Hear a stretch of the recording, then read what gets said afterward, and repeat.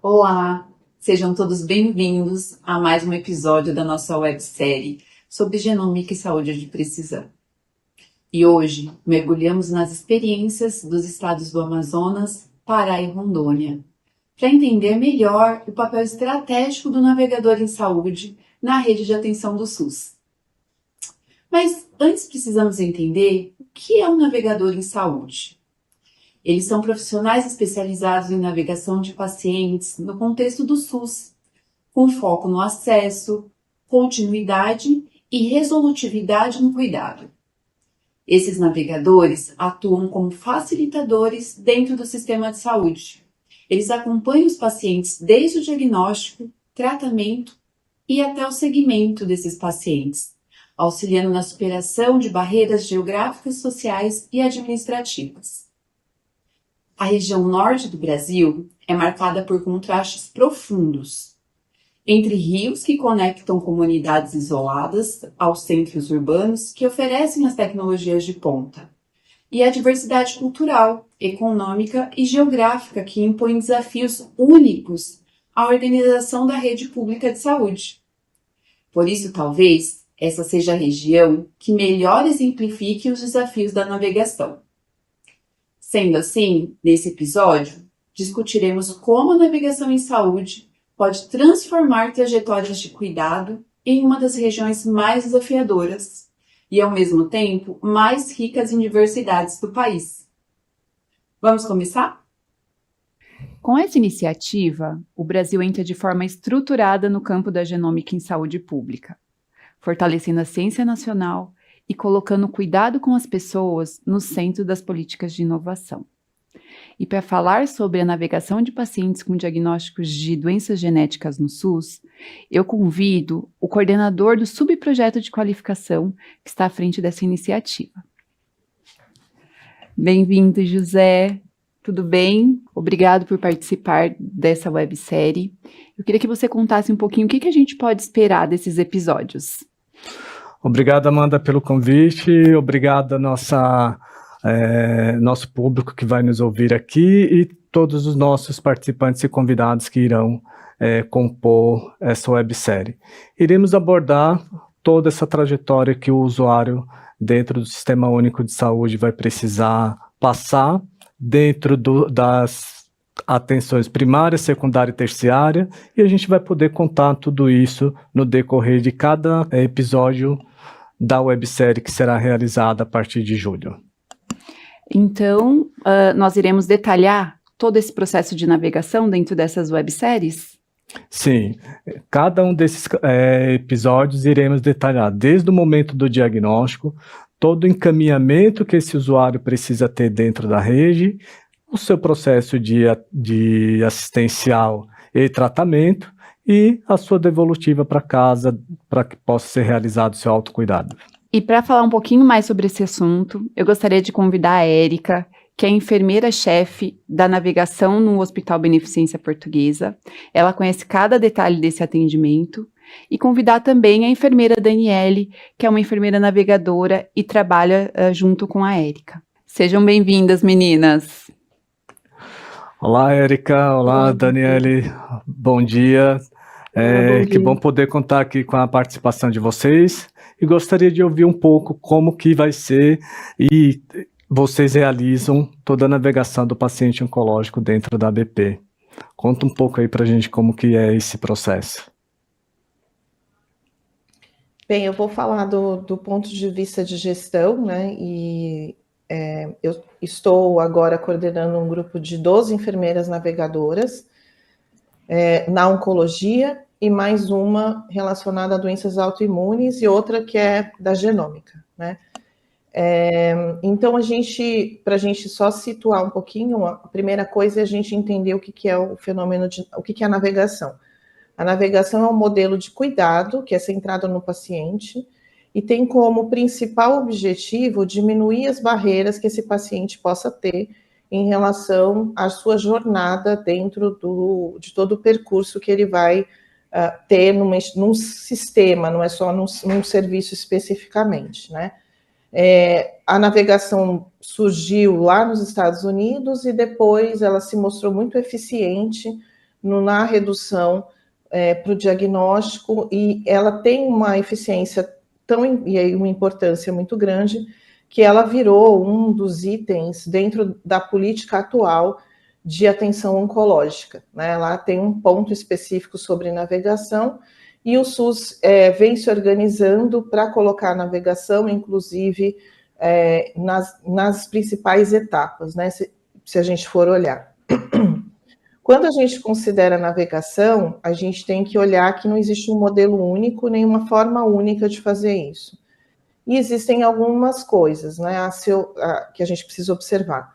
Que tipo de local a gente está falando, de que tipo de instituição, e eu sempre me refiro ao qual é a dor principal dentro da jornada. O mundo ideal seria você cobrir a navegação em todas as etapas, né, em toda a linha de um paciente oncológico, que vai desde a suspeita diagnóstica até cuidados paliativos ou sobrevivência, dependendo do desfecho que esse paciente tenha. Mas nem sempre isso é possível, porque os recursos humanos são finitos. Então, aqui na perspectiva da beneficência portuguesa, a nossa principal dor é o tratamento, é a fase de quimioterapia, porque a gente tem que garantir que esse paciente faça, no momento adequado, todo o seu tratamento. Mas, em muitos serviços, principalmente dentro do sistema público, a navegação está naquele período entre a suspeita diagnóstica e o tratamento, né, o início do tratamento, até porque a gente tem a lei dos 60 dias. Então, assim, a escolha vai depender do tipo de instituição, qual é o fluxo, quais são as conexões dentro do sistema, né, se você vai receber esse paciente da atenção primária. Como nós somos um hospital privado e a gente trabalha com operadora, o paciente tem uma redução no seu tempo de diagnóstico, porque a partir de uma suspeita, de alguma lesão suspeita, ele tem uma facilidade maior para agendar os seus exames. E a gente também tem dentro do nosso serviço, do hospital, nessa primeira fase de diagnóstico, uma pessoa que é uma concierge, e ela faz essa atuação. Então, a gente coloca os nossos recursos humanos, né, que são as enfermeiras navegadoras. Na oncologia, a gente não tem navegador leigo, que é uma outra forma de fazer navegação, e elas atuam na fase de tratamento, né? E na genômica a gente tem um pouco diferente, porque aqui a gente também faz o diagnóstico através do teste genético, então a enfermeira faz essa navegação dentro do teste genético. Então tem essas diferenças, e é a enfermeira navegadora que vai fazer o elo dentro da equipe, para que esse paciente possa ter as suas necessidades atendidas. Lembrando que é um modelo de cuidado centrado no paciente. Então, cada paciente vai ter as suas necessidades atendidas de acordo com uma avaliação desse enfermeiro. Érica, muito obrigada pela sua explicação. E Dani, eu gostaria que você contasse para a gente um pouquinho sobre a sua experiência, né? Você que faz o atendimento ali integrado para o paciente, como funciona esse fluxo, né? O que a gente pode esperar dessa navegação e como o paciente é atendido? Olá, bom dia a todos. Então, como a Érica disse, o nosso serviço de navegação, ele prioriza o período em que o paciente vai fazer o que nós chamamos de terapia antineoplásica, que é qualquer tratamento, que pode ser endovenoso, bioral, mas é o tratamento medicamentoso. Então, nós sabemos que, por questão de equipe mesmo, de quantidade de pessoas, nós temos que estabelecer um período de início de navegação e de término de navegação. Então, em que período nós vamos navegar esse paciente? Aqui na BP, nós recebemos o paciente para primeira consulta médica, e o enfermeiro atende junto com o médico essa primeira consulta. Então, o enfermeiro vai avaliar o paciente, quando for definido o tratamento que ele vai fazer, se vai ser cirúrgico, radioterápico ou terapia antineoplásica.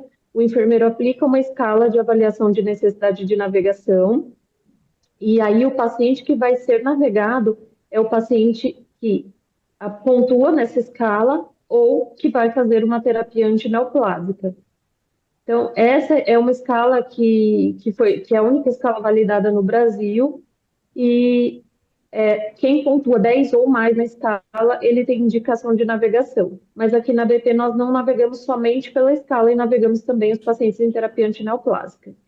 Os pacientes que passam com cirurgião primeiro, ou que passam com a radioterapia e não passam pela oncologia clínica, esses pacientes nós não acessamos. Atualmente, nós não navegamos esses pacientes. E muitos pacientes vêm para a primeira consulta e não tem indicação, em primeiro momento, de terapia antineoplásica. Esses nós também não navegamos. Dos pacientes que nós navegamos, nós estabelecemos o contato com o paciente, disponibilizamos, na verdade, o nosso contato de equipe. Então, de que forma ele pode conversar com o médico, de que forma ele pode conversar com o enfermeiro, orientamos como vai ser o fluxo de atendimento. A partir do momento que o paciente passa a ser navegado, ele tem uma equipe administrativa que é responsável pelos agendamentos dele, e o enfermeiro acompanha isso. Então, se ele precisa fazer exames pré-início de tratamento, se ele a quimioterapia, necessidade de catéter, o enfermeiro, a equipe multi também, né? Então, muitas vezes psicólogo, nutricionista, o vascular para o catéter, tudo isso nós providenciamos e organizamos para o paciente, de forma que ele possa centrar, que ele possa se concentrar, na verdade, no que ele vai receber de cuidado, e não tenha essa preocupação de administrativa e mais burocrática, né? E aí nós acompanhamos, enquanto enfermeiros, nós solicitamos esses agendamentos, acompanhamos as autorizações, essa parte mais burocrática. Se o paciente não tem direito a fazer na nossa instituição, nós vamos direcionar para onde ele vai e até acompanhar, para que ele não se perca nesse trajeto até o início do tratamento. E a partir do momento que o paciente inicia tratamento, nós também monitoramos eventos adversos. Então, aqui o nosso modelo de navegação é um modelo de navegação que nós chamamos de modelo navegação clínica. Tem a parte de navegação e tem a parte de monitoramento de eventos adversos. E um outro papel fundamental que nós temos é de educação do paciente familiar. É muito importante a comunicação e o entendimento do que o paciente vai fazer, para que ele possa decidir junto com a equipe, para que seja uma decisão compartilhada do que vai ser feito. Muito obrigada, meninas, pelas suas participações. Eu conto com vocês no próximo encontro. Até breve.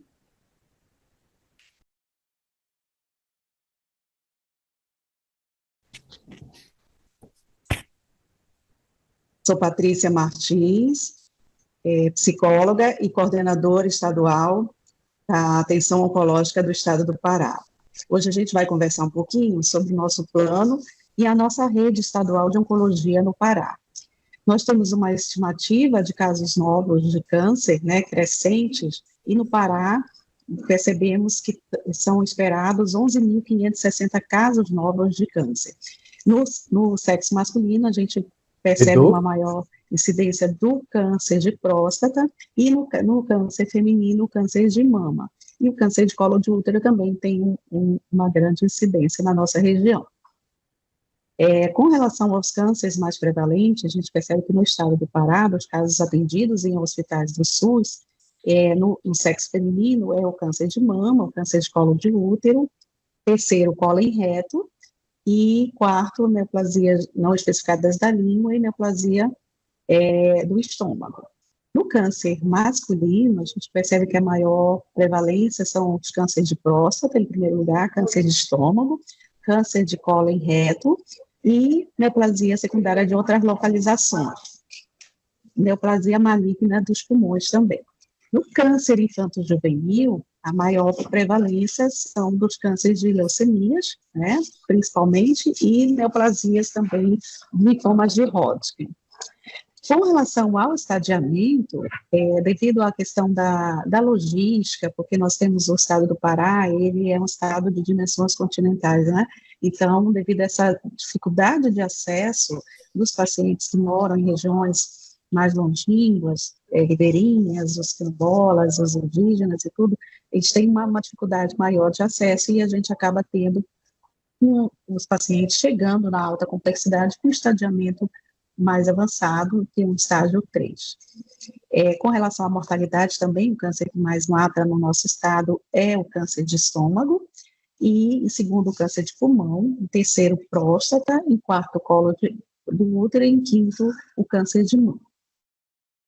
Com relação à política, a rede de prevenção do controle do câncer, né, instituída agora em 2025, atualizada, então o objetivo muito grande dentro do nosso plano estadual é diminuir a mortalidade e promover um cuidado oncológico de forma integralizada, na linha de cuidado, dessa assistência holística, primando pela qualidade, principalmente também a importância da navegação do paciente nesse processo, para que a gente consiga fazer um programa, fortalecer o programa de prevenção e rastreamento com os cânceres, né, que são possíveis, principalmente aqui destacando o câncer de mama, com a mamografia de rastreamento, e o câncer de colo do útero com tanto a vacina do HPV quanto o preventivo, e agora mudando também para o rastreamento com DNA HPV.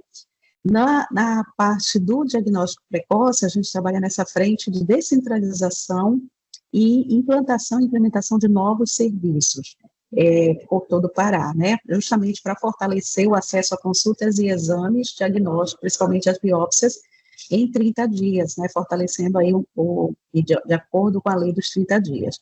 Com relação ao fortalecimento do tratamento oportuno, no tempo oportuno, também aí para fortalecer a questão da lei de acesso aos 60 dias de início do tratamento oncológico, a gente também trabalha com a implementação e implantação de novos serviços, fortalecimento da média e alta complexidade. Aqui a gente destaca a questão das policlínicas, os serviços que temos aqui no estado do Pará também, o diagnóstico, e o nosso protocolo de acesso de média e alta complexidade. Outra frente de trabalho também é o sistema de informação, que aqui a gente trabalha com o registro de câncer de base populacional, que traz a incidência, né, estimativas do INCA, o registro hospitalar de câncer, o SISCAN, que é o Sistema de Informação do Câncer, e o painel de oncologia. Então, na coordenação, a gente trabalha sobre essas 4 vertentes. Aqui vale destacar o nosso maior desafio com relação à navegação do paciente e à questão do acesso ao diagnóstico precoce e ao tratamento em tempo oportuno, é a questão da barreira logística mesmo e geográfica. Como a gente falou, o nosso Pará, olha, é uma população de 8 milhões, é o segundo maior estado da região norte, tem uma baixa densidade populacional, 6,52 por quilômetros, né, de habitantes, e temos também, como a gente já falou, nossos rios aí para navegar, né, em termos de extensão territorial, tanto na longitudinal quanto na horizontal, a gente percebe que a gente tem aí, olha, 1.465 quilômetros de rios para estar navegando esse paciente, né, levando esse acesso a consultas, a exames especializados, aos próprios fortalecimento do rastreio, com toda essa população que a gente já falou, a população quilombola, a população ribeirinha, os indígenas, rural, e o acesso muitas vezes é difícil através de barcos, através de avião, enfim, áreas que realmente são um tempo muito longe para que o paciente chegue até a capital para iniciar o seu diagnóstico, né, para ter uma consulta mais especializada e mesmo para que chegue lá também, na atenção primária, as ações de rastreamento. Então, realmente é um misto. Então, esse é o nosso maior desafio no estado do Pará, com relação a essas barreiras. Existem outras barreiras também de acesso à navegação, que a gente destaca para a oferta desses cuidados integrados, a questão mesmo também, além dessa logística, a questão cultural, a educação da nossa população, que a gente consiga fazer uma educação em saúde de uma forma com uma linguagem, um letramento mais acessível a essa população, para que elas possam compreender a importância desse rastreamento, desse diagnóstico precoce, para que a gente consiga realmente fortalecer na nossa rede. A nossa rede, né, de média complexidade, fortalecendo agora o diagnóstico precoce, ela trabalha dentro dessa ótica aqui do mais acesso a especialistas com relação aos cuidados integrados na oncologia, que é o OCI, né, fortalecendo os exames de média complexidade. Então, hoje, na nossa rede do Pará, né, que são os serviços estaduais, que incluem as policlínicas e os hospitais regionais, eles estão distribuídos por todo o nosso estado. Nós temos hoje 4 macro-regiões no estado do Pará, então esses serviços estão contemplados nas 4 macro-regiões. Das 13 regiões de saúde, nós temos esses serviços contemplados em 11 delas, e em 17 municípios. E, ao todo, são 24 estabelecimentos que ofertam a consulta especializada, a biópsia, os exames de imagem e os exames anatomopatológicos, né, de todos os tipos de câncer. Hoje nós temos 22 serviços do colo de útero, 22 de mama, 19 de próstata, do estômago nós temos 19, 17 colo reto e 17 de pele. Então, essa é a nossa rede de serviço que a gente tenta trabalhar na possibilidade não só da implementação desses serviços, mas também na divulgação para a população, através do nosso protocolo de acesso, para que os profissionais de saúde possam encaminhar esses pacientes para que eles tenham acesso a esses serviços e iniciem o seu diagnóstico de câncer com uma alta suspeita, né? Hoje, a nossa rede de alta complexidade de oncologia, ela é constituída por esses 9 serviços, né, com a premissa dentro da portaria de uma UNACOM para cada 1.000 casos novos, né? Como nós temos 9.000 casos novos, nós temos esses 9 serviços aí contemplados. Fazendo destaque aqui para o nosso CACUM, que é o nosso Centro de Alta Complexidade de Oncologia, que é o Hospital Filóiola, que atende todos os tipos de câncer, inclusive os cânceres raros, de as 4 macro-regiões do Pará. Nós temos o Hospital Infantil Otávio Lobo, que atende as crianças de 0 a 19 anos, exclusivo de oncologia pediátrica, que atende a macro 1, a macro 2 e a macro 4. Tá? Então, ele atende 3 macros, né? Um hospital que esse ano está fazendo 10 anos. Temos o Hospital Universitário João de Barros Barreto, que atende também a macro 1, os cânceres mais prevalentes. Na região aqui do Baixo Amazonas, Tapajós-Xingu, nós temos o Hospital Regional do Baixo Amazonas, de Santarém, que atende essas 3 regiões, né, que ele é uma UNACOM, com serviço de quimio, rádio e cirurgia, que funciona desde 2009. Posteriormente, nós tivemos aqui na região do Lago do Tucuruí, o Hospital Regional de Tucuruí, que atende também os casos mais prevalentes dessa região. Mais recente, em 2023, nós tivemos a inauguração do nosso hospital, da UNACOM, do Hospital Regional de Castanhal, que atende a macro 2, e em 2024, a inauguração também do serviço do Hospital Regional do Sudeste, em Marabá. Nós temos outros 2 serviços, Paraupebas, que também fica nessa região do Carajás, e em Paragominas, que também fica na Metro 2. Então, hoje nós temos, no estado do Pará, esses 9 serviços para a rede de alta complexidade, né? Só destacando aqui o Filóiola, também montou recentemente, em 2024, o Centro de Cuidados Paliativos. Atualmente teve uma atualização no parque de radioterapia, com a aquisição de 2 aceleradores em tombo simulador, realizando, inclusive, a primeira cirurgia de radiocirurgia esterotáxica pelo SUS, no Pará.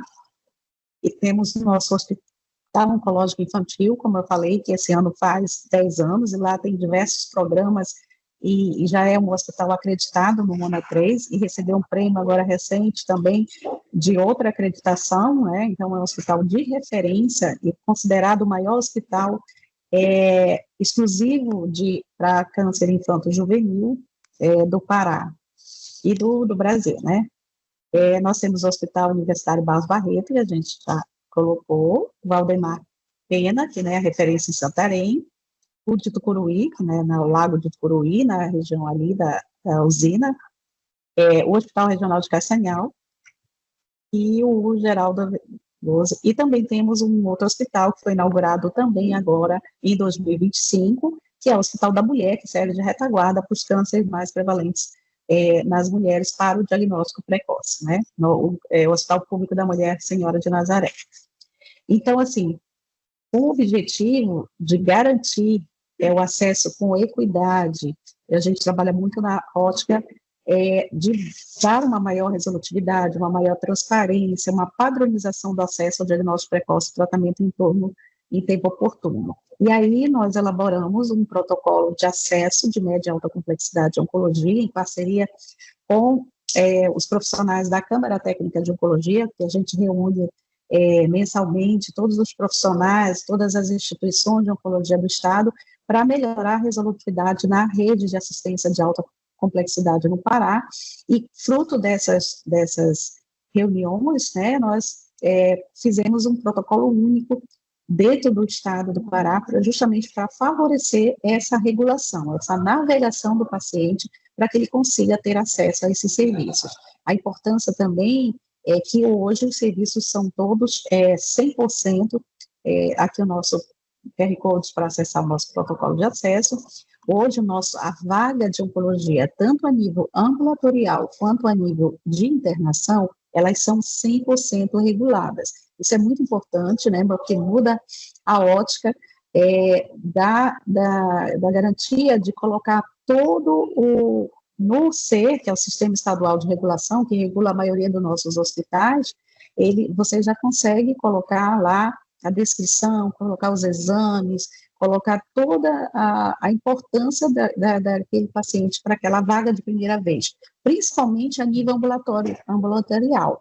Por quê? Porque a gente tem mais um acesso a maiores vagas, né, nesse coisa. A parte da internação é que hoje ainda é um grande desafio no estado do Pará a questão do número de leitos. Nós ainda temos um número de leitos pequenos relacionados à nossa alta demanda. Então, há necessidade realmente de uma maior ampliação, mas o objetivo mesmo da navegação do paciente é fazer com que esse paciente consiga iniciar essa fase diagnóstica e também o tratamento numa fase ainda ambulatorial, não necessitando necessariamente do leito. Então, esse é o grande desafio, né, de melhorar a qualidade desse acesso para que o paciente consiga chegar num estadiamento menos avançado, com maiores chances de cura. Então, esse é o grande objetivo, a gente dá uma maior celeridade, uma maior facilidade para que esse paciente chegue em tempo hábil, tanto para o diagnóstico quanto para iniciar o tratamento. Então, esse é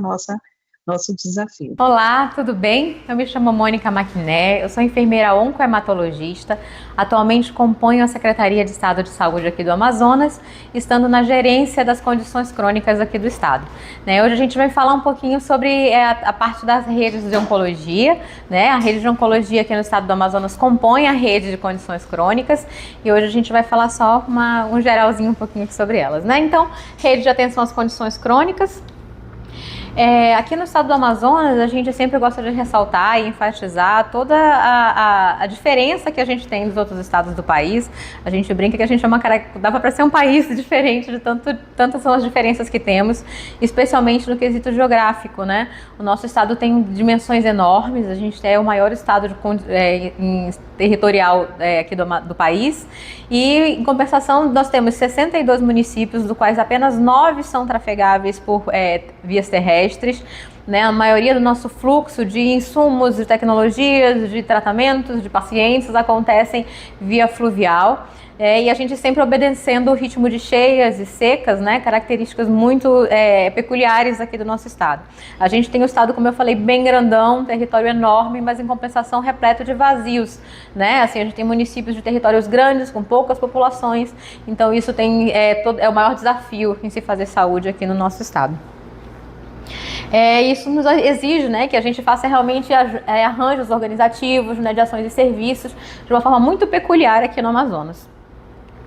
Um pouquinho das nossas regiões, né? O nosso Amazonas é dividido em 3 grandes macro-regiões, cada região composta por 3, cada macro-região composta por 3 regionais, né? Então a gente tem os mapinhas aqui das nossas macro-regiões para que se entendam os nossos maiores desafios no que tange a redes de atenção à saúde, a linhas de atenção de saúde. Essa aqui, como vocês podem ver, é a macro-região oeste, né? A gente tem todos as figurinhas que mostram aonde tem assistência. No que a gente fala especificamente de oncologia, a gente consegue ver um vazio assistencial bem importante, bem grande, né? Nosso estado todo, mais de 50% da população está concentrada na nossa macrocentral, né? A nossa assistência também acaba, especializada, também acaba concentrada em maior parte na capital, né? Exigindo dos nossos munícipes, né, que se faça um deslocamento para conseguir dar continuidade nos tratamentos, especificamente tratamentos relacionados às condições crônicas e oncológicas. Na macrocentral é onde a gente consegue ver um vazio um pouquinho menor, né? A gente consegue ver uma concentração boa dos serviços aqui, o que também acaba mostrando as nossas deficiências das regiões, nas demais regiões, né? Toda a nossa atenção especializada ainda é voltada à capital. A gente tem conseguido, na gestão atual, pulverizar a atenção especializada, já está chegando em alguns cantinhos aí, mas dentro da oncologia isso ainda é muito incipiente, né? Muito pouquinho o acontecimento, mas já existem as sementinhas da especializada acontecendo devagarinho. A outra macro-região que a gente pode mostrar também é a macro-leste, e a gente consegue ver também de novo, né? Tudo muito concentrado, e a gente vê um grande vazio aqui nas demais especialidades, né? A gente mostra aqui muito relacionado a condições crônicas em geral, mas a gente lembra que a oncologia ainda está aqui dentro das condições crônicas, e quando se esse vazio já é grande dentro de outras especialidades da crônica, na oncologia a gente vê isso de forma bem mais enfatizada. Eu vou usar como exemplo um fluxo que a gente tem aqui no estado, um fluxo que a gente implementa muito, a gente trabalha muito nesse fluxo, porque infelizmente o nosso estado ainda carrega aí o peso em todo o resto do país. A gente tem como frente de oncologia, incidência de oncologias muito ligada a câncer de mama nas mulheres, mas aqui no Amazonas a gente tem essa peculiaridade, onde a nossa incidência no estado é 102% maior do que o resto do país de câncer de colo uterino. A gente tem uma incidência muito forte nas nossas mulheres, então isso é um fluxo que a gente tem bem definido, porque é uma luta árdua, né, para que a gente consiga sair desse número, né? Então é o fluxo que a gente tem trabalhado bastante. A gente fala, não sei se acontece realmente em todo lugar, mas se a gente precisa cada vez mais, enquanto rede, potencializar a atenção primária. Então na oncologia a gente vê isso como a atenção primária como deve ser, né? A porta de entrada, a reguladora do cuidado, a ordenadora desse cuidado. Então também na oncologia tudo começa na atenção primária. A gente lembra da promoção, lembra da prevenção à saúde. A gente quer que a paciente demore para chegar nesse fluxo. Se precisar chegar, a gente tem o fluxo pronto. Mas a gente lembra que a atenção primária tem um papel primordial para evitar, inclusive, que a paciente chegue aqui. Quando isso não é possível, a paciente começa seus exames, né, lá na atenção primária. Esse é o nosso fluxo do câncer de colo uterino. Então, a nossa atenção primária realiza os exames de citopatológico, né? Lá a mulher chega na UBS, coleta o seu preventivo dentro da faixa etária de rastreio. Cada vez mais nós estamos buscando um rastreio organizado, né, dentro do que é preconizado pelas diretrizes do INCA. Então, quando essa mulher consegue fazer a sua coleta de preventivo, nós temos ainda, por conta de uma limitação de portaria do Ministério da Saúde, essas lâminas precisam chegar ao Estado. Os laboratórios que oferecem essa leitura desse exame ainda são credenciados pelo Estado, estão aqui na capital. Então, todos os 62 municípios coletam os preventivos nas suas mulheres, encaminham para a capital, para onde esse exame vai ser lido. A partir do momento da leitura, o resultado é devolvido à atenção primária, os coordenadores, os enfermeiros desses programas, fazem o rastreio, buscam as suas mulheres e a partir daí dão o segmento à linha. Em caso de exame não alterado, essa mulher consegue seguir o rastreio na própria atenção primária. E lembrando que a cada 2 anos consecutivos, exames preventivos sem nenhuma alteração, essa mulher passa a fazer o rastreio trienal com total segurança. Lembrando que isso está mudando também, que as diretrizes estão chegando aí com novidades. Mas por enquanto aqui no Amazonas não é assim que funciona. Em caso de dando alteração na lesão de baixo grau, a mulher vai repetir ainda na APS por 6 meses, né? Após 6 meses ela repete o exame, mantendo a lesão de baixo grau, ela vai para a colposcopia. A gente já tem alguns municípios do estado conseguindo realizar a colposcopia. Nesse exato momento, a rede de atenção crônica, junto com a coordenação estadual de oncologia, estão nesse processo de diagnosticar os municípios do estado que já conseguem progredir até a colposcopia. E a gente lembra e reforça, né, que a gente sempre faz esse fluxo. Você pode ver que tem CISREG aqui em todo o processo, porque a gente enfatiza que todo esse caminhar dessa paciente precisa ser regulado, para que a gente não só tenha os dados, como a visualização dessa paciente na rede. dentro da necessidade de colposcopia, né? Se a colposcopia foi alterada, a gente já progride para a biópsia. Aqui no estado do Amazonas, a gente busca muito trazer a sementinha e a fala do ver e tratar. Como nós temos mulheres, né, a longas distâncias, como nós podemos ver nos mapas, né, no mapas que apresentamos, a gente não pode perder a mulher fazer uma colposcopia para encaminhar para uma biópsia. Então, a gente busca fazer um treinamento desses profissionais, profissionais que estão na ponta com mão, para no momento da colposcopia já progredir para uma biópsia, se for o caso, já para uma conização e resolver mais precocemente a situação dessas mulheres, né? Então, a colposcopia dando alterada, realiza-se a biópsia. Se a biópsia mantém ainda a lesão de alto grau, os NICs 2 e 3, ou seja, mantém o diagnóstico de lesão precursora do câncer, essa mulher passa a necessitar de uma EZT, né? Excerese de zona de transformação, e esse procedimento ainda na sua grande maioria ainda é realizado na capital, as mulheres ainda precisam do deslocamento de vir para Manaus. Há pouco tempo o serviço do Amazonas ganhou um ponto importante para a execução desse procedimento, que é o sepcolo, né? O sepcolo então vem como uma potência para tratar essas lesões precursoras, né, do câncer, para que a mulher realmente não chegue a uma doença oncológica propriamente dita. Então, esse é o fluxo que acontece no estado, né? Como eu falei para vocês, em caso da alteração da colposcopia, a mulher vai, por regulação, né, realizar a EZT, né? Se após a conização, a biópsia desse material vem confirmando as lesões NIC ou lesão invasiva, o câncer propriamente dito, a paciente é orientada e direcionada para o NACOM do estado. No momento nós só temos um, que é a Fundação SECOM. Então a lesão oncológica propriamente dita já é na Fundação SECOM que acontece todo esse procedimento. Então esse é o fluxo que a gente mais trabalha, reforço isso para vocês, é o fluxo que a gente revisa com constância. A gente também tem bem definido o fluxo de mama e estamos, né, dando os passos para seguir nas próximas linhas da oncologia. Dentro do estado de Rondônia, nós temos um hospital habilitado como CACOM e nós temos 2 unidades UNACOMs. O hospital que é habilitado como CACOM é o Hospital do Amor, Amazônia, que é um hospital vinculado à Fundação Pio XII. As nossas UNACOMs são habilitadas com nossos hospitais estaduais, que é o Hospital de Base, Dr. Ari Pinheiro, fica no município de Porto Velho, e temos o Hospital Regional de Cacoal, que está instalado no município de Cacoal, que é que é a nossa UNACOM.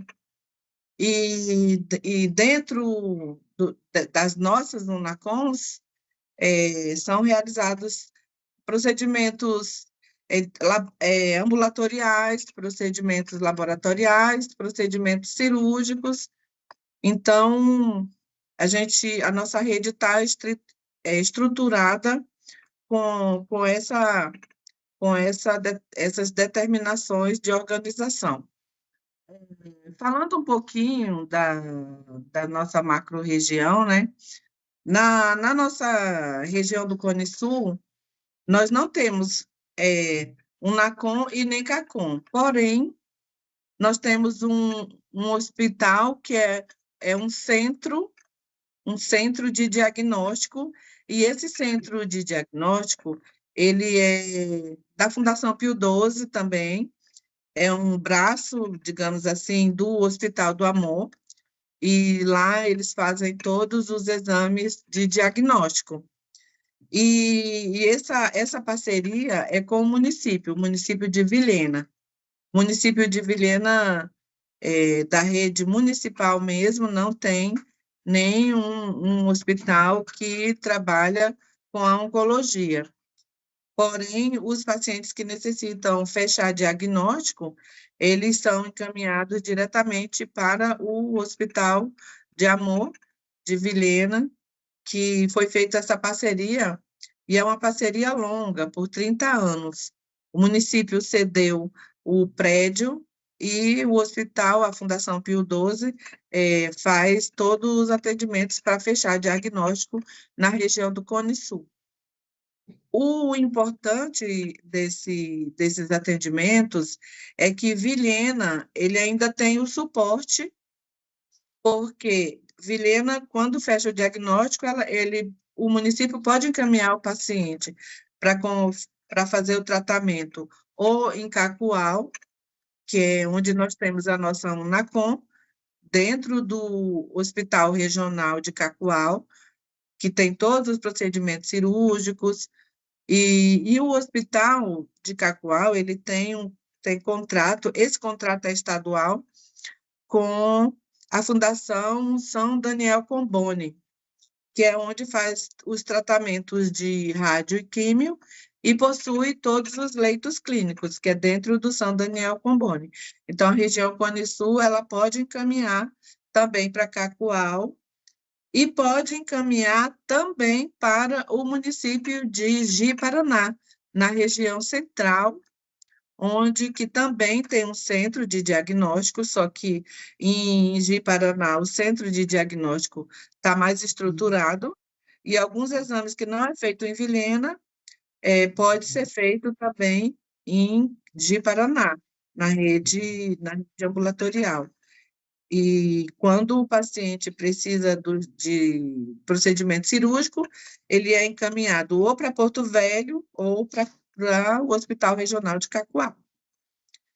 Na região do Café, que é o próprio Cacoal, né, nós temos o Hospital Regional, como eu já falei, que possui habilitação de Unacom, né, e a Unacom faz todos os atendimentos, inclusive consultas pediátricas.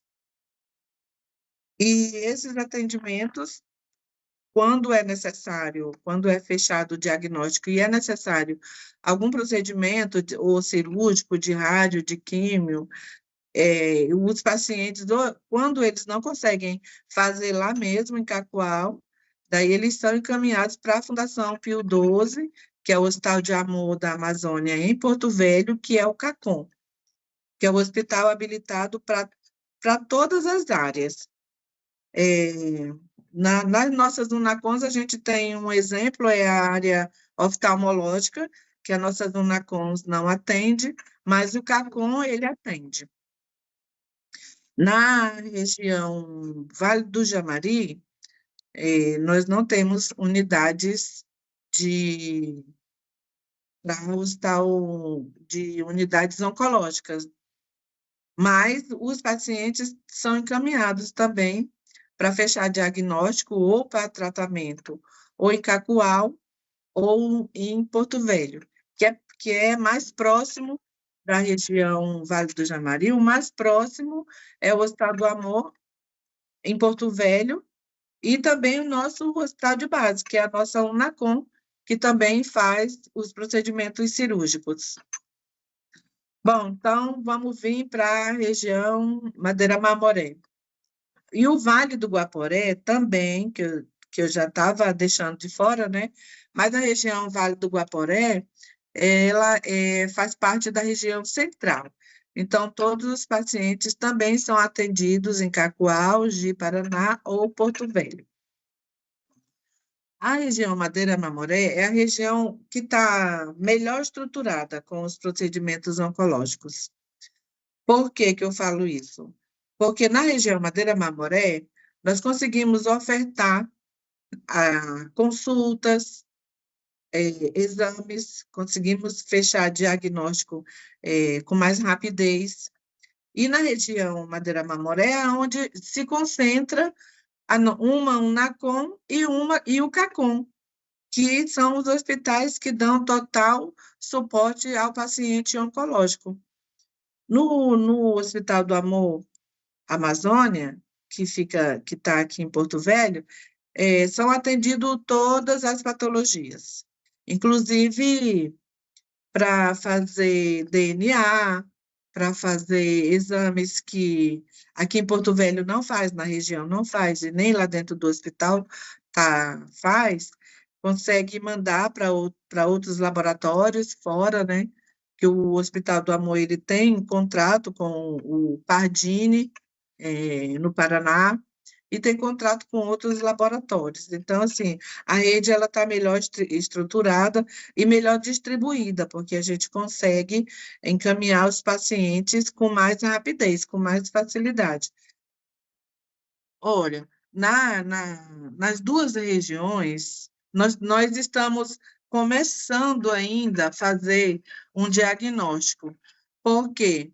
Porque a nossa concentração estava no câncer de colo do útero e o câncer de mama, essa concentração. Então, eu consegui, né, conversar com a nossa coordenação e mostrar para ele que o estado de Rondônia, eles têm cinco tipos de cânceres que são prevalentes dentro do estado.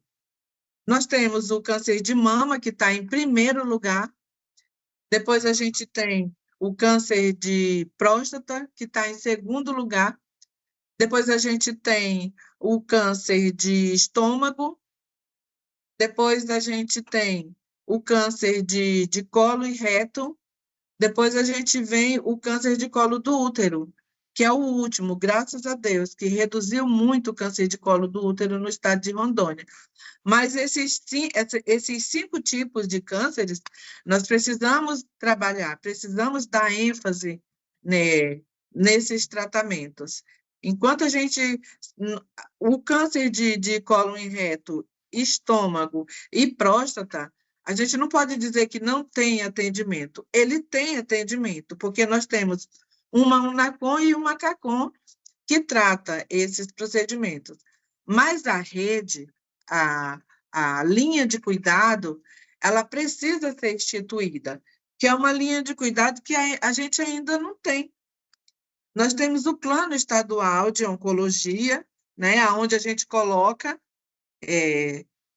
fala sobre esses cânceres que são prevalentes no estado de Rondônia, mas uma linha de cuidado para que a gente possa direcionar os trabalhos com os municípios, a gente não tem ainda instituído, e é uma coisa que a gente precisa fazer. Isso é uma prioridade, é um gargalo que é prioritário hoje no nosso estado. E assim, o estado hoje, a gestão, ela conseguiu ter uma nova visão. Por quê? Porque até 2023 nós não tínhamos laboratórios contratados para fazer as biópsias, para fazer os imunos, para fazer todos os exames que é necessário à população. E hoje, além do hospital de base, que também é um hospital que oferta todos esses serviços, a gente ainda tem 3 contratos com 3 laboratórios, grandes laboratórios, que são preparados e adequados para fazer toda a rede de exames. Então, os exames eles saem muito mais rápido. Hoje, você consegue entregar uma biópsia em 15 dias. Isso, para a gente, é um avanço. Outra coisa que nós conseguimos avançar, hoje, os nossos pacientes, eles são regulados, mas nós temos uma fila exclusiva para o paciente oncológico. O paciente suspeito, ele já entra nessa fila. Na nossa GREG tem a fila de oncologia clínica, e essa fila, o médico lá da unidade básica, seja da onde for, ele pode estar numa unidade lá do Baixo Madeira. Se ele suspeitar que esse paciente é um provável câncer, se ele suspeitar, ele já entra nessa fila. Então, assim, essa fila foi a coisa melhor que nós já fizemos na nossa vida, porque antes os pacientes ficavam soltos na rede, junto com 25 mil, 30 mil, 15 mil pacientes em fila. E eles estavam lá, concorrendo com as vagas, com todo mundo, com os que eram urgentes, com os que não eram. Então, hoje, nós temos uma fila exclusiva, e essa fila ela é bem direcionada, porque como nós temos as 3 unidades, e nós temos ainda os ambulatórios, né? E na Policlínica Oswaldo Cruz, e essa fila ela tem uma vazão mais rápida.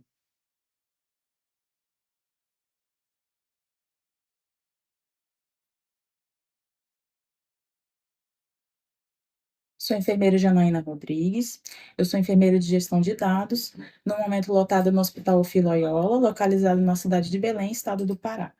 Quando a gente fala de acesso, né, do paciente oncológico, no segundo maior estado da região norte, né, a gente consegue visualizar a responsabilidade que é de conseguir abranger e atender um estado que é tão extenso.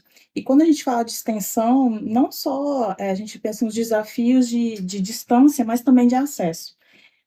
Pará é uma região que é com muitos rios, né? Os rios são as ruas de muitos pacientes, então isso se torna um desafio para chegar até o hospital. E é um hospital, querendo ou não, que abrange uma região que envolve não só a região metropolitana, mas também a região do Marajó. Então, tem uma abrangência muito grande em nível de quantidade populacional, mas também de distância. Um caso que me marcou muito é o caso de um paciente de câncer de próstata. É um paciente que ele mora na cidade chamada Santa Cruz do Arari. É uma cidade que, quando nós colocamos no Google, não é um município muito distante. Perto, porém, com esse acesso, né? É um paciente que ele precisa vir de embarcação. E a gente sabe que é uma embarcação que muitas vezes não é a qualquer momento, depende de várias questões ambientais, de passagem, de horário. Então, isso coincide também com horários de disponibilidade do próprio serviço, né, de consulta, de atendimento. Esse paciente, ele teve a possibilidade de ser diagnosticado pelo próprio município, então ele foi rastreado pela agente comunitária de saúde da região, foi diagnosticado por lá, encaminhado para ser feita a biópsia e, por fim, chegamos ao diagnóstico. Esse paciente, ele é nosso paciente aqui do Hospital Filho-Loyola há 4 anos e é um paciente que, por mais que seja um município que é próximo, geograficamente falando, mas é um paciente que passa por muitas dificuldades. Então, ele vem, não só quando a gente fala de Santa Cruz do Ariri, o município, mas ele mora na região da zona rural. É um orgulho, é uma felicidade muito grande de saber que o atendimento ele chega também nessas regiões e a gente consegue ter um paciente como esse. E um paciente que tem uma boa adesão ao tratamento. Nunca deixou de faltar uma consulta, ele vem sempre ter acesso aos medicamentos e a todo o serviço que a gente oferece. Então, eu tive a oportunidade de atendê-lo no ambulatório aqui do hospital.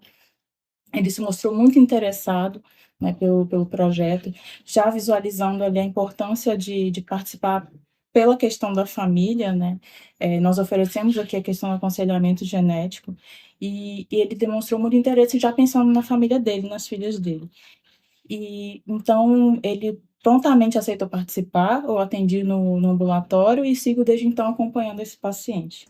Bem, bom dia. Muito obrigada pela oportunidade de vocês estarem aqui, de participar desse projeto, desse tão grandioso projeto que é o Genoma Brasil. Bem, o Serviço de Navegação iniciou aqui na Fundação em 2019, timidamente, tentando organizar a verdadeira palavra, aquela bagunça, porque os pacientes ficavam meio perdidos na rede, que é o que acontece na maioria dos pacientes, na maioria dos hospitais e dos estados.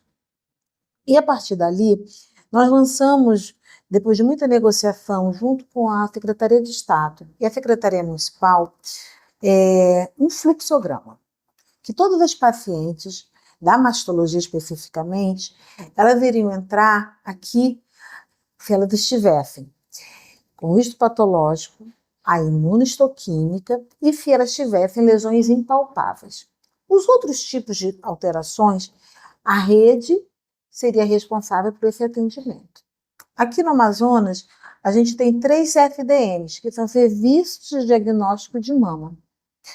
Lá nesses FDMs tem colegas mastologistas que atendem essa mulher, que fazem a ultrassonografia guiada, biópsia guiada por ultrassom, a COR guiada por ultrassom.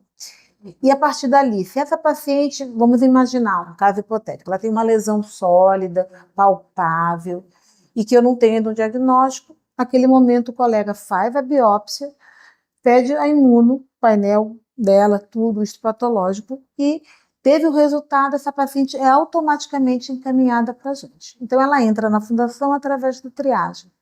No momento que essa triagem identifica essa paciente já com diagnóstico, ela encaminha essa paciente para o nosso serviço de navegação. que o nosso serviço de navegação faz naquele primeiro momento? Faz uma primeira entrevista para entender o problema da paciente e ali ele já pede o rastreio dessa paciente. Então, essa paciente já entra rastreada para sua primeira consulta na fundação. Aí, a partir dali, ela vai seguir todo o caminho. Isso desde 2019.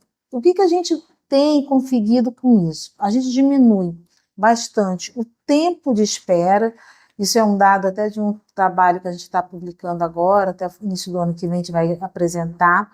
Foi um trabalho da iniciação científica aqui do SECOM, do PAIC, que mostrou que a gente, em 34,1% das pacientes, nós estamos conseguindo cumprir a lei dos 60 dias com esse novo fluxograma, o que foi uma grande vitória, porque existiu essa mudança desse fluxograma veio de uma dissertação de mestrado de um colega daqui da Fundação SECOM, que mostrou, com números tristes, que essa paciente, do momento que ela sentiu o sintoma, ou seja, que ela percebia o nódulo, até ela iniciar o tratamento, demorava, em média, 14 meses. Então, a gente conseguiu diminuir esse tempo, o que é melhor, em 34% das pacientes, cumprir essa lei dos 60 dias. Então, a gente está caminhando. Então, a gente está entre os 60 e os 90 dias, em torno de 60% das pacientes estão nessa faixa etária, de 30% a 60% de cumprimento, né, da lei dos 60 dias. A gente quer que 100% a gente consiga cumprir a lei, mas a gente entende que o fluxo é complexo. E com isso, a gente consegue fazer um diagnóstico, pegar essa paciente numa fase mais inicial, onde ela não fica esperando tanto tempo, e isso traz para a gente uma alegria.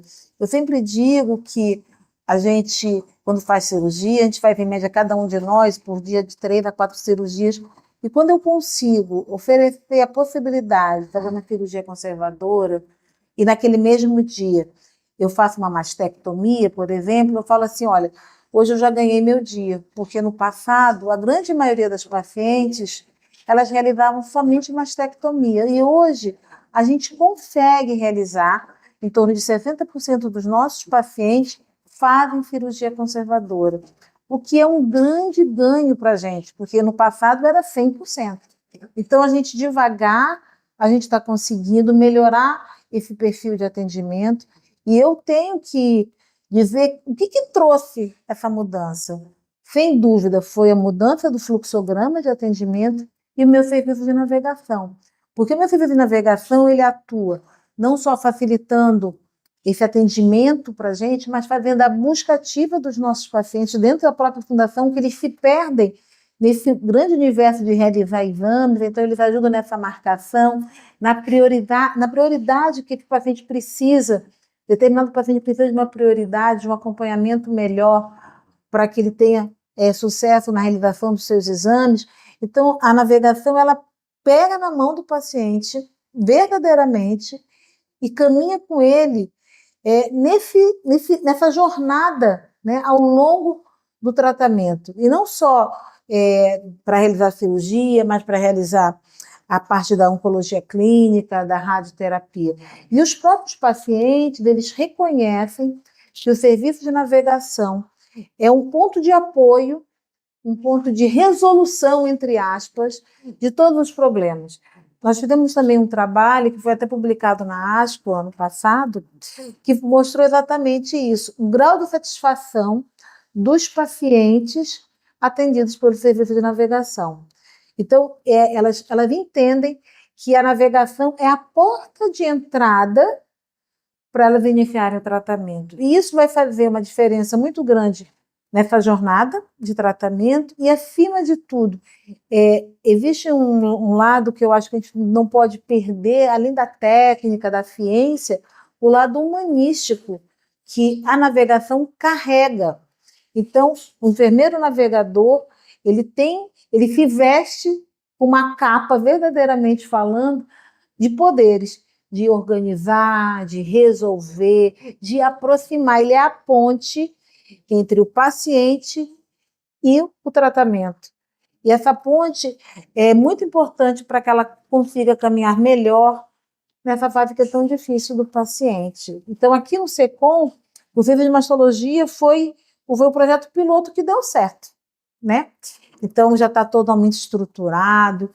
Meus navegadores, eu falo que são a minha vida, são a minha alma. Sem eles eu não sobrevivo, porque eles fazem realmente diferença no nosso atendimento. E agora, desde o ano passado, a gente iniciou a navegação no serviço de oncologia cirúrgica. Claro que a oncologia cirúrgica envolve outras nuances, outros tipos de atendimento, porque não existe esse fluxograma que existia de atendimento fora, extramuros da Fundação SECOM, mas a gente devagar está conseguindo organizar esse fluxograma, porque isso vai levar um tempo, porque isso é uma construção, e até uma construção dentro da própria fundação, mas fora da fundação, porque os colegas que encaminham os pacientes, eles precisam entender como é esse encaminhamento, qual é o paciente com perfil de atendimento aqui na fundação. Porque no passado, a fundação ela não atendia somente a parte oncológica, ela atendia muita lesão benigna, e a gente teve que fazer essa mudança porque ficava na fila os pacientes oncológicos e os não oncológicos. Isso era desumano, verdadeiramente. Então, hoje, todos estão no mesmo patamar. Ou seja, só tem paciente oncológico dentro da Fundação SECOM. E com isso a gente conseguiu diminuir as nossas filas, que é muito importante. Então, o tempo de espera hoje para uma primeira vez de consulta dentro da fundação, especificamente da Masto, é 10 dias úteis. E quando essa paciente entra, ela já entra pronta para a gente definir conduta. Então, isso é muito importante. Bom dia a todos, né? Bom dia, doutora José. Aqui na Fundação SECOM, é como se eu tivesse sido a piloto de enfermeira navegadora da pesquisa, que na pesquisa não tinha esse serviço de navegação. Então, quando eu iniciei, foi tudo bem difícil, eu tive que conquistar o espaço, a doutora Ilka também me ajudou muito, abrindo as portas para mim, junto com a doutora Kátia, a doutora Valquíria, daqui do DEP. Mas, assim, o que eu vejo, que desde o momento que eu me apresento ao paciente até o final, porque eu acabo acompanhando esse paciente, porque eu recebo esse paciente, às vezes, no início do tratamento, e aí eu tenho que acompanhar porque eu tenho dados a ser preenchidos. E eu acabo tendo esse contato direto com o paciente, não tem como eu não ter esse vínculo, né, de enfermeira ao paciente. E eu acabo tendo que circular em todo o hospital, realmente, ter o contato. Aqui eu tenho o serviço de navegação de mama, aqui é excelente dentro do hospital, ele tem uma rede, eu tenho uma rede de apoio dentro do serviço de navegação muito grande.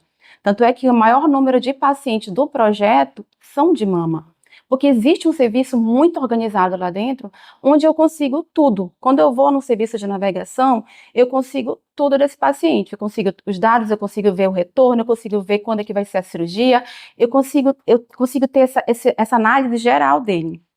Então, quando você sabe que aqui o SECOM ele é 100% SUS, o SECOM ele é 100% SUS, ele atende paciente não só de Manaus, mas essa cidade toda ribeirinha. Então, aqui, às vezes a gente atende até pacientes de outros estados.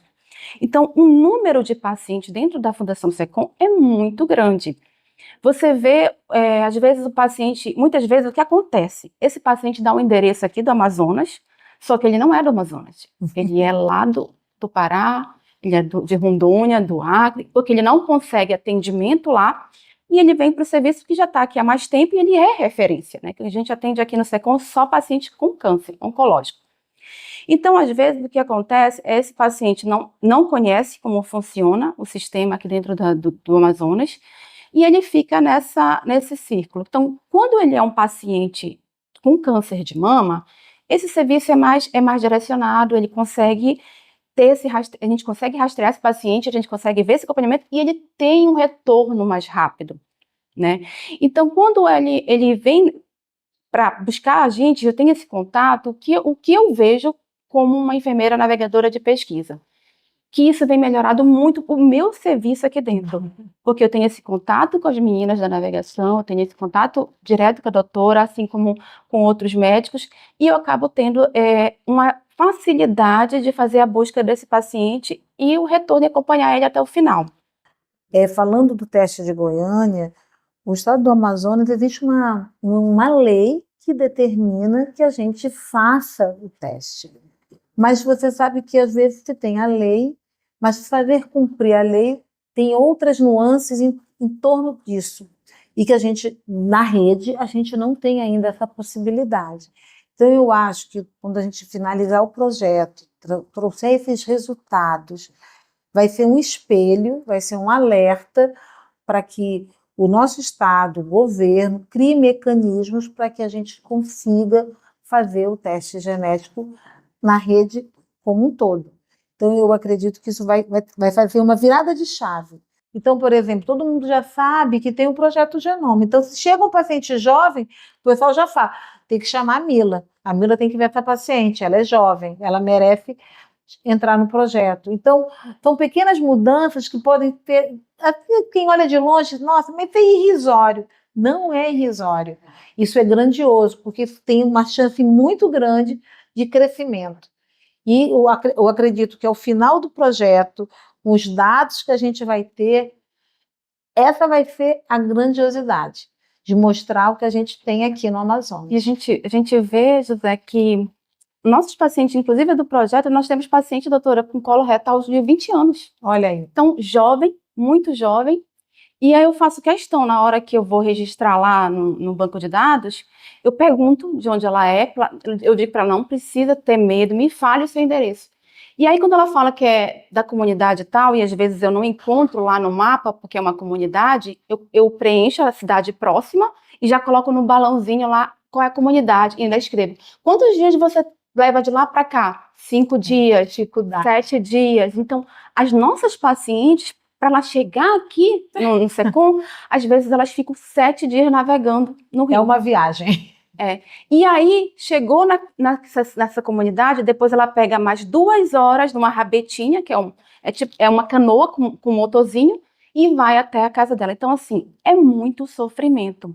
Você vê que isso não é fácil. E às vezes essa pessoa, ela não é aposentada, ela é ribeirinha, vive da caça, da pesca, e o único meio que ela tem, às vezes, é um presidente da comunidade que consegue trazer ela e ela vai vindo até chegar aqui.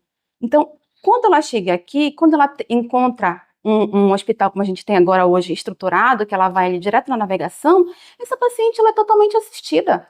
Ela chega ali, ela já está com uma requisição pronta para fazer o exame, então ela está totalmente assistida, ela já vem direcionada. Aí o que ela faz? O que as meninas da navegação, o que nós da navegação podemos fazer para ajudar? Quando a gente identificou que esse paciente, ele é ribeirinho, ele mora distante, ele às vezes vem para cá e tem que voltar no dia seguinte, porque o barco não espera o paciente, ele tem os dias de ir, ela vem nesse mesmo dia, ela vai com consulta com o médico, ela vai no psicólogo, ela vai no fisioterapeuta, ela vai no mesmo dia ela consegue fazer tudo, tanto é que às vezes eu atendo a paciente nesse intervalo de uma consulta para outra. Aí ela diz, olha, enfermeira, eu vim hoje, eu estou aqui para passar o dia, vou ficar o dia todo aqui no SECOM. Eu vou olhar a agenda dela, ela está com tudo marcado, tudo agendado. Então quem que faz isso? É o serviço lá de navegação. Então ela está sendo assistida e bem assistida. E o que eu vejo o projeto? Como que eu, né, Mila, enfermeira do projeto, e com essa visão que eu acabo tendo uma visão de todo o ambiente, o que eu vejo? Esse paciente, ele está vindo hoje, vamos supor, de 3 em 3 meses, depois de 6 em 6 meses, depois vem uma vez por ano, mas ele precisa de uma assistência lá na ponta, lá na atenção básica. Então a gente precisa ter esse feedback, porque ele precisa ser acompanhado lá também. Não é só aqui. O que acontece? Por ser um paciente oncológico, ele acha que tudo ele tem que fazer aqui. Não, aqui é o tratamento da oncologia, do câncer, da doença. O restante, ele tem que ser feito lá na atenção básica. Meu nome é João Marcos, sou cardiologista, professor da Universidade do Estado do Amazonas e faço parte do projeto Genoma Brasil, aqui na Fundação de Hospital do Coração Francisca Mendes, que em parceria com a Universidade do Estado do Amazonas está fazendo parte desse projeto. Este projeto tem como objetivo avaliar o perfil clínico e epidemiológico da população que frequenta o nosso hospital. Antes desse projeto, os nossos pacientes não tinham acesso a esse tipo de exame. Com o advento do projeto no nosso hospital, os pacientes começaram a ter mais diagnósticos de doenças genéticas antes não diagnosticadas. Com isso, o seu tratamento passou a ser mais eficaz e também o rastreio de seus familiares foi possível e a avaliação de diagnóstico precoce desses familiares. E sabemos que o diagnóstico precoce muda toda a evolução e o desfecho clínico de um paciente e de sua família. Olá, me chamo Matheus Martins, sou biomédico, faço parte do Mapa Genoma Brasil e atuo em Manaus, na Fundação Hospital do Coração Francisca Mendes. Em geral, a porta de entrada do Hospital Francisca Mendes é um encaminhamento de outra unidade de saúde, já que o Francisca Mendes ele é referência em cardiologia. Esses pacientes eles já vêm encaminhados para um especialista, dependendo da condição clínica que ele apresenta, e o que deixa até mais confiável a parte de inclusão desses pacientes no estudo. No ambulatório é feito o atendimento do paciente, se ele atender os critérios de inclusão, é feita toda a explicação do projeto, em seguida é feita a coleta de dados, o heredograma, até chegar à coleta do sangue. Após isso, nós explicamos como será entregue o resultado do teste genético, e a partir disso a gente fica em contato com o paciente até o retorno do resultado. Quando saem os resultados e apresenta alguma alteração, esse paciente ele é agendado, né, um retorno, onde é explicado o que foi encontrado e é feito o aconselhamento genético. Ao longo desse processo, até o resultado desse paciente, nosso desafio é não perder os pacientes.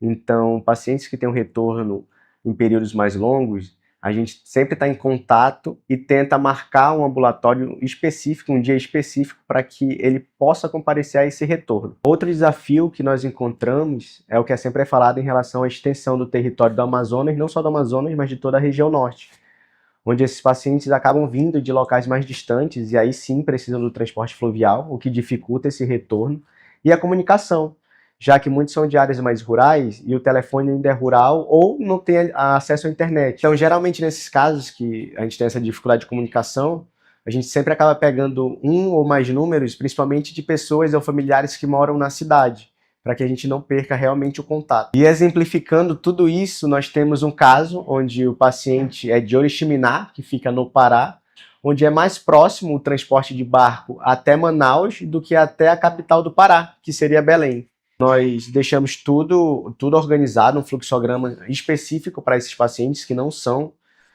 de Manaus, para que ele possa chegar já com atendimento ou com ambulatório marcado e os exames também, para que ele não volte à cidade de origem dele sem nenhum resultado ou sem nenhum exame realizado. Então, diante de tudo isso, nós criamos micro-regulamentações, tanto para a chegada do paciente, realização de exames, atendimento e até o retorno do paciente quando é necessário entregar o resultado e explicar o que foi encontrado. Então, o meu papel é sempre deixar o paciente o mais próximo possível, para que ele não se perca ao longo dessa jornada e para que ele tenha um desfecho positivo. Olá, então agora nessa segunda parte, conforme a gente já tem trazido aqui para vocês, estamos dentro do nosso terceiro episódio da websérie Genômica, aqui dentro desse processo de navegação. Na primeira fase, a gente pôde trazer aí o episódio falando sobre o projeto. Na segunda, falamos sobre esse momento do olhar clínico fazer a diferença. E nesse terceiro episódio, a gente trazer aqui o papel da navegação. Inspirado numa fala da Mônica Maquiné, aqui presente com a gente, que uma coisa é a gente fazer navegação dentro de um hospital, que é o exemplo dentro de um hub de saúde, que é a ABP, e que é o que a Érica trouxe para a gente na primeira etapa. Segunda forma de fazer navegação é quando você vai para uma região norte, onde as ruas são rios.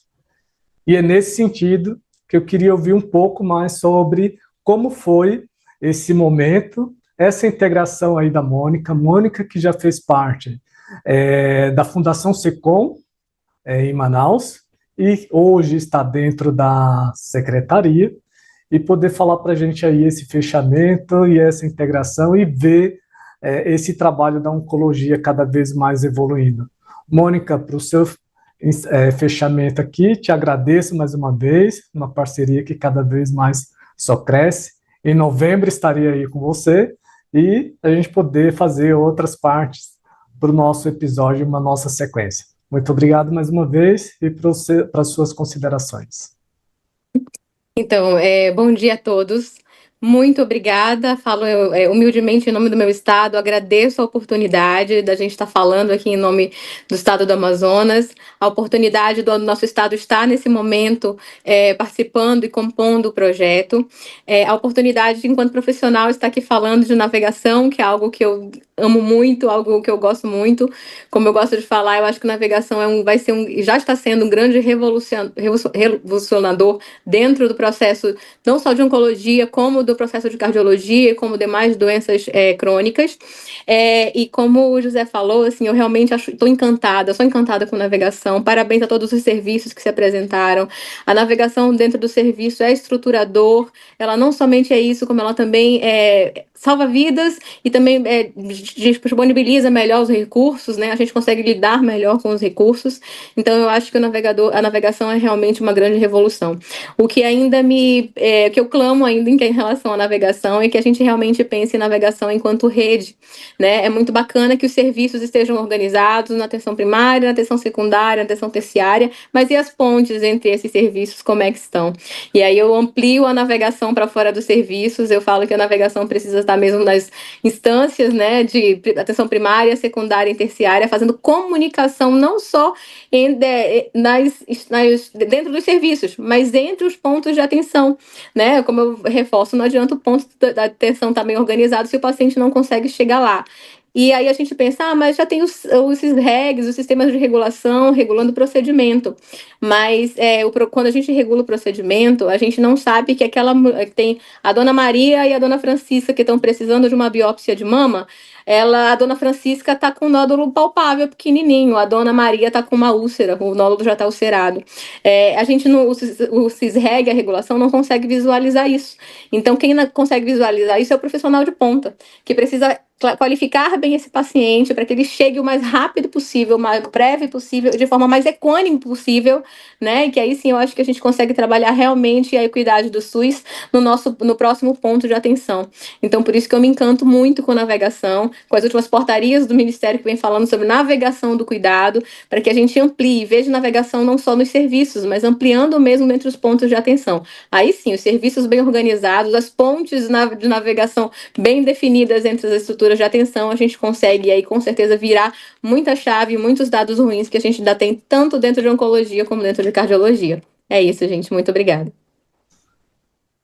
Bom, e Mônica, agora você também consegue contar com mais esse apoio aí da Mila no estado do Amazonas. A Mila é nossa enfermeira que está dentro da Fundação SECOM e pode apoiar em toda essa estruturação da rede, não só na Fundação, mas também te apoiando em várias frentes para os trabalhos da oncologia.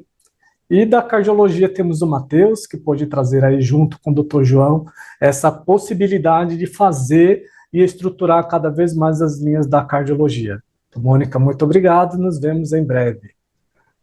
Agradeço, muito obrigada. Patrícia, e você? Como te agradeço, acho que pela terceira vez aqui em relação ao nosso trabalho que começou a ser construído no Pará. Patrícia é nossa coordenadora da oncologia no Pará, pôde fazer essa apresentação para a gente, está em Brasília hoje, em atividade, conseguiu estar com a gente aqui para esse encerramento desse terceiro episódio, e gostaria de ouvir aí as suas considerações finais, e muito obrigado por ter conseguido aí encaixar nesse intervalo de almoço e estar aqui com a gente. Mais uma vez te agradeço.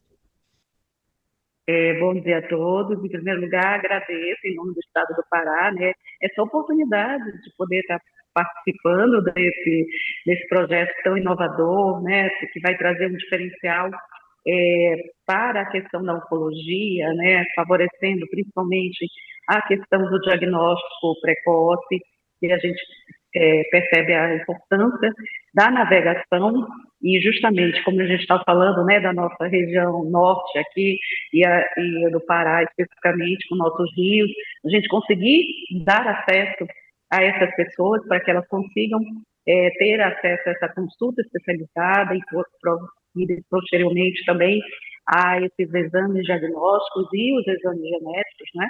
Então, a importância desse acesso, né? Então, isso realmente é um trabalho com muitas mãos, para que realmente possamos construir esse fluxo de navegação, que é tão importante, que faz um diferencial quando o serviço consegue se organizar e a gente consegue dar vazão a isso, a essa possibilidade de ir trilhando, né, como uma bússola, né, orientando esse paciente, superando os desafios, sejam logísticos, burocráticos, sociais, emocionais, enfim, todas as barreiras, né, que a gente enfrenta ao longo da navegação do paciente oncológico e consiga realmente ter um desfecho melhor, de garantir não só um diagnóstico precoce, mas também um tratamento em tempo oportuno. Então, esse é o grande diferencial da navegação. Então, eu acho que esse projeto só vem para agregar e estamos aqui disponíveis, né, e de mãos dadas aí para a gente poder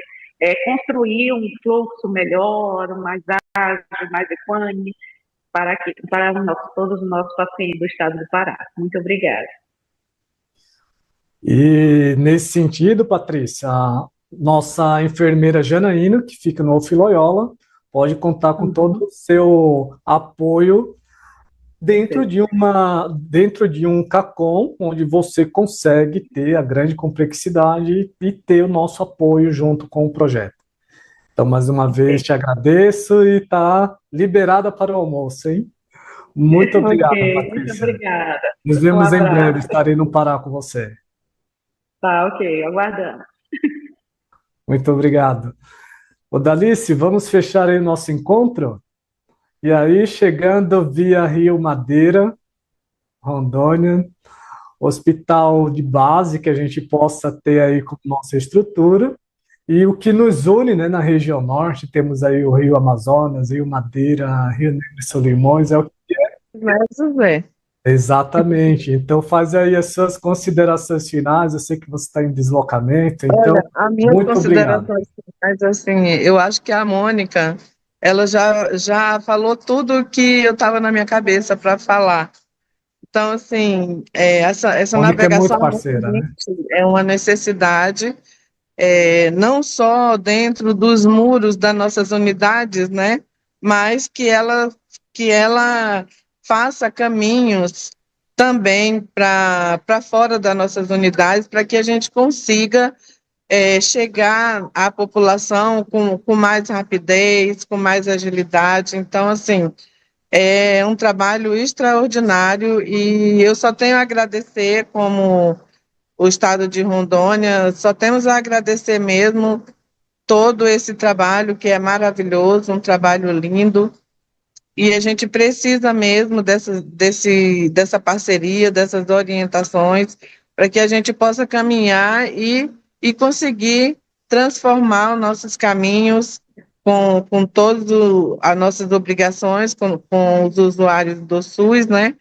Que a gente possa trilhar caminhos de mais acesso, de mais agilidade, de mais equidade. Então, nós só temos a agradecer mesmo essa parceria e esse trabalho juntos. E dizer que estamos aqui a postos, não só com a coordenação, mas com todos os estados que eu vi, o Amazonas, por exemplo, nós atendemos muitas pessoas do Amazonas aqui também, então a gente está junto para poder compartilhar conhecimentos e agregar tudo de avanço que nós estamos conseguindo e repassar também para os outros estados nossos avanços, para que a gente consiga cada dia que seja um dia melhor que o outro. E a Valquíria e o Tamada, dentro do hospital de base, tem sido nosso ponto focal, tem sido nosso apoio, nosso trabalho dentro do hospital de base. Conte com eles aí nessa frente e enfrentamento a toda a complexidade da oncologia dentro do estado de Rondônia. Então, esse foi o nosso. Muito obrigado, Dalice. Nos vemos em breve. Obrigado a vocês, frequência aí de ida e estamos combinados aqui para que a gente possa fazer o nosso encontro também em Rondônia já em breve. E para que a gente possa finalizar, já deixo aqui o nosso convite para o quarto episódio, onde iremos falar e detalhar melhor como têm sido as orientações para o plano de cuidado a partir de um aconselhamento genético, a partir dos resultados, a gente falar sobre como que vai se dar esse plano de cuidado. Então já deixo aqui o convite para o nosso quarto episódio e nos vemos em breve. Gostaria de agradecer mais uma vez. Hoje, falar da região norte com toda a sua complexidade, a gente avançou um pouquinho mais do horário, mas agradeço a permanência e a participação de todos aqui no nosso terceiro episódio. Nos vemos no quarto e até breve.